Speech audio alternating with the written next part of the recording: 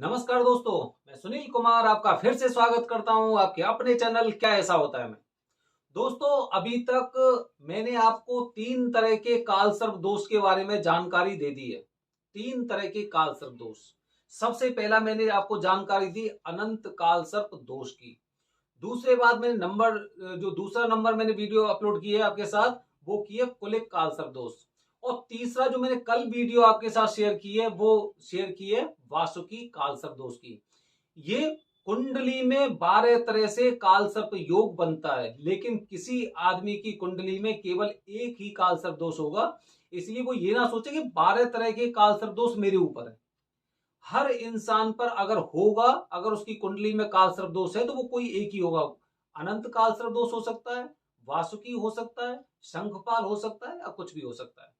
तो दोस्तों, आज मैं अपनी वीडियो के माध्यम से आपके साथ शेयर कर रहा हूं शंखपाल शंखपाल कालसर्प योग। कल शंखपाल कालसर्प दोष क्या होता है? जब आप कुंडली देखेंगे, पंडित जी को आप कुंडली दिखाएंगे, तो आप देखेंगे चौथा घर, जो लग्न कुंडली होती है, आप बगल में देख सकते हैं, यहाँ पे आपको दिखाई दे रहा है। जब आप कुंडली देखेंगे तो कुंडली में चौथा घर जो होता है, चौथे घर में राहु और 10वें घर में केतु। मतलब राहु और केतु की युक्ति कालसर्प योग में ऐसे होती है, एक इधर होगा तो दूसरा इधर होगा, एक इधर होगा तो दूसरा इधर होगा। अब अगर चौथा घर अगर मेरा यहां पर है, चौथा घर यहां पर है, तो इसका मतलब ये होगा इसके सामने वाला घर 10वां घर ये होगा। तो राहु इधर हो सकता है, केतु इधर हो सकता है, केतु इधर हो सकता है, राहु इधर हो सकता है। मतलब चौथा और 10वां कॉम्बिनेशन वही रहेगा। पहला 7वां, दूसरा 8वां, तीसरा 9वां, चौथा 10वां। सीक्वेंस यही रहेगा कालसर्प दोष में। और उसके साथ बाकी के जितने भी ग्रह होते हैं, बुध हो गया, सूर्य हो गया, बृहस्पति हो गया, शनि हो गया, शुक्र हो गया, चंद्र हो गया, ये सारे, जैसे कि अगर आपका राहु इधर है, केतु इधर है, तो उसके बाद ये सारे ग्रह इस वाले क्षेत्र में होंगे। और अगर इस वाले क्षेत्र में नहीं है तो इस वाले क्षेत्र में होंगे। मतलब एक तरफ ये, दूसरी तरफ ये, और बीच में इन सबको, मतलब सबको बांध दिया। एक तरफ ये, दूसरी तरफ ये, और नीचे वाले ये सबको बांध दिया। ऐसे मान सकते हैं जैसे कि ये सांप का मुंह है और ये सांप की पूंछ है। तो मतलब ऐसे उसे खाने की चेष्टा कर रहा है, खाने की चेष्टा कर रहा है। इस तरह से होता है। जितना पास होता है उतना ज्यादा खतरनाक होता है। जैसे कि मैंने आपको बताया अनंत कालसर्प दोष में पहला पहला यहाँ पे, और जो 7वां घर है वो यहाँ पे, राहु यहाँ पे, केतु यहाँ पे। मतलब ऐसा लग रहा है कि पूंछ मुंह के पास है। अब पूंछ मुंह के पास होगी तो इसका मतलब ये है कि उसे ज्यादा, मतलब एक गुस्सा हो रही है कि इतनी गुस्सा उसके अंदर कि वो उसे अपने आप को ही खाने के लिए उतारू हो गया है। ऐसी आप स्थिति समझ सकते हैं कुंडली के अनुसार। तो जब शंखपाल कालसर्प दोष होता है आपकी कुंडली में, चौथे घर में राहु, 10वें घर में केतु, तो ऐसे जो जातक होते हैं बहुत ज्यादा परेशान होते हैं। क्योंकि जैसे कि अगर मैं चौथे घर की बात करूं, चौथा घर आपका क्या होता है? चौथा घर आपका घर, वाहन, माता या सुख। जो चौथा ग्रह आपकी कुंडली में दर्शाता है वो इन चार चीजों को, मोस्टली बता रहा हूं, मुख्यतः चार चीजों को दर्शाता है। घर हो गया, वाहन हो गया, माता हो गई, या फिर घर हो गया, वाहन हो गया, माता हो गई, और सुख हो गया। ये चार तरह से, मतलब चार चीजों को निर्धारित करता है हमारे जीवन में। अब उसी घर में, चौथे घर में अगर राहु बैठे हुए तो आप समझ लो घर, वाहन, माता और सुख, मतलब इन चार चीजों पे कैसी पीड़ा आपकी जिंदगी में होने वाली है या चल रही है, आप खुद देखिए। मतलब इसका मतलब ये हो गया कि जैसे ही राहु की या केतु की महादशा शुरू होगी तो ये मान लो कि चार चीजें आपके जीवन में रुकावट डालने वाली हैं। हो सकता है माता का सुख आपको नहीं मिल पा रहा है, हो सकता है वाहन का सुख नहीं मिल पा रहा है, हो सकता है आपको घर का सुख नहीं मिल पा रहा है, और हो सकता है आपकी जिंदगी से जो खुशी है वो खुशी एकदम रूठ कर जा रही है। ये मैंने आपको एक विस्तृत से जानकारी दी है जो शंखपाल काल सर्प दोष होता है। अब इसके जातकों के लक्षण क्या होते हैं, जैसे मैंने लक्षण आपको बता ही दिए कि इन 4 चीजों में इनको परेशानी होंगी, 4 चीजों में परेशानी होंगी। और इसके साथ ऐसे लोगों को जिनकी कुंडली में काल सर्प दोष, शंखपाल काल सर्प दोष है, इनके लिए सबसे बेहतर तरीका एक और बता रहा हूं कि कभी भी अपने बिजनेस में ये पार्टनरशिप ना करें।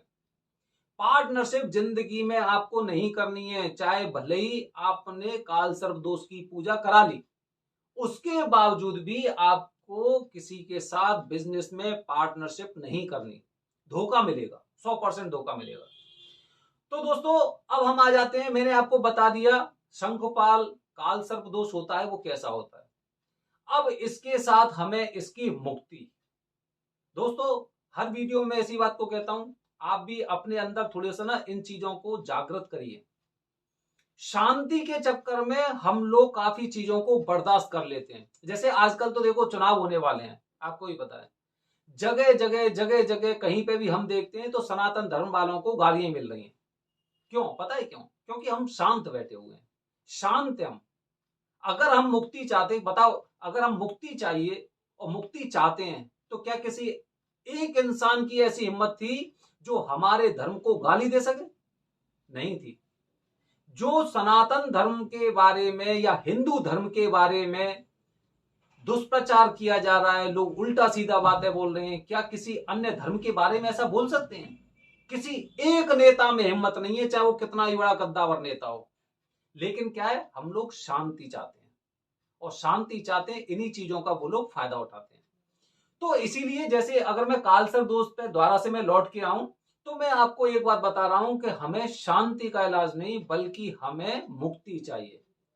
क्योंकि अगर आपको शांति चाहिए तो मैं बताऊंगा आपको, आप घर बैठे कार्य कर सकते हैं, आप घर से वो कार्य कर सकते हैं जिससे काल सर्प दोष को शांति मिल सकती है। लेकिन अगर आपको मुक्ति चाहिए तो आपको त्र्यंबकेश्वर या उज्जैन जाना ही पड़ेगा, जाना ही पड़ेगा। ये तो आप एकदम बात नोट कर लो। आज नहीं जाओगे कल जाओगे, कल नहीं जाओगे परसों जाओगे, मेरी वीडियो देख के नहीं किसी और की वीडियो देख के जाओगे, मेरे द्वारा नहीं जाओगे, कोई पंडित जी आपसे कह देंगे तब जाएंगे, लेकिन जाना जरूर पड़ेगा। ये बात तो आप एकदम लिख के रख लो। तो जब हम कालसर्प दोष की मुक्ति की बात करते हैं तो मुक्ति का जो क्षेत्र बताया, महाशमशान क्षेत्र त्र्यंबकेश्वर और महाकालेश्वर का, जहां पर भस्म आरती होती है, क्योंकि मृत्यु लोक में महाकाल की पूजा बताई गई है। इन 2 जगह हम मुक्ति पाने के लिए जाते हैं, मुक्ति पाने के लिए काल सर्प दोष से, पितृ दोष से, त्रिपिंडी से, नागबली दोष से मुक्ति पाने के लिए जाते हैं। तो पूजा की सारी चीजें वही हैं, किसी भी काल सर्प दोष में आप ले लें, पूजा की पद्धति वही है, कोई अंतर नहीं है। वही मंत्रोच्चारण होंगे, उसी तरह से पूजा होगी 3 से 4 घंटे की, वही आपको 40 दिन के नियमों का पालन करना है, सारी चीजें वही होंगी।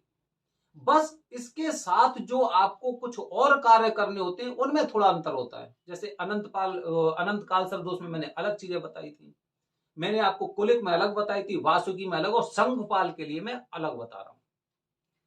तो दोस्तों इस तरह से जब आपकी कुंडली में काल सर्प दोष है, आपको उससे मुक्ति चाहिए, तो मुक्ति पाने के लिए आपको सबसे पहले तो यह है कि आपको त्र्यंबकेश्वर या उज्जैन में पूजा करानी है।